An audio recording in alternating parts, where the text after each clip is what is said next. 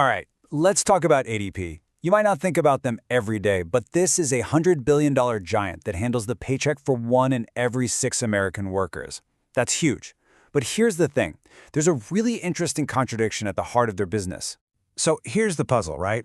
How does a company manage to keep 92% of its customers, almost nobody leaves, when so many of them seem to really complain about the service?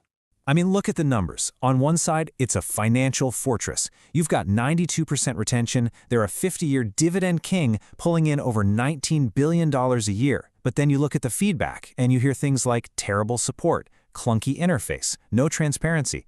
It just doesn't seem to add up. This one quote really sums it all up perfectly. The software does its job, a super critical one, but using it can be a real headache. So it brings us back to that big question. Why on earth does nobody leave? Well, the answer isn't that people love the product.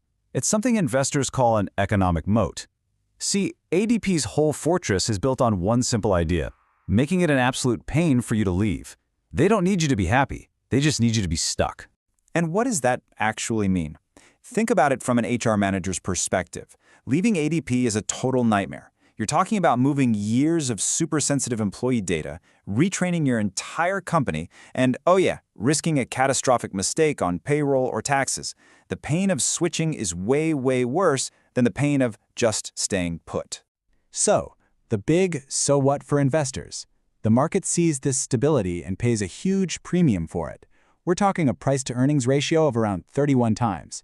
That's the price of admission for owning a piece of a fortress that is just incredibly hard to attack. And this sets up the ultimate investor's dilemma. The bull case? It's simple. This fortress of frustration is basically unbreakable, so you just sit back and collect stable returns. The bear case, though, is that some smart competitor could weaponize the switching process, make it easy, and turn ADP's biggest strength into its greatest weakness. So which is it?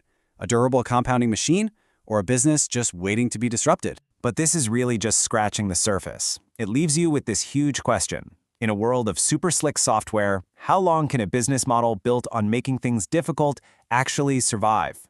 For the full deep dive on the bull case, the bear case, and what this all means for its valuation, you're going to want to check out our full explainer. Just click the link right here on the screen or down in the description below.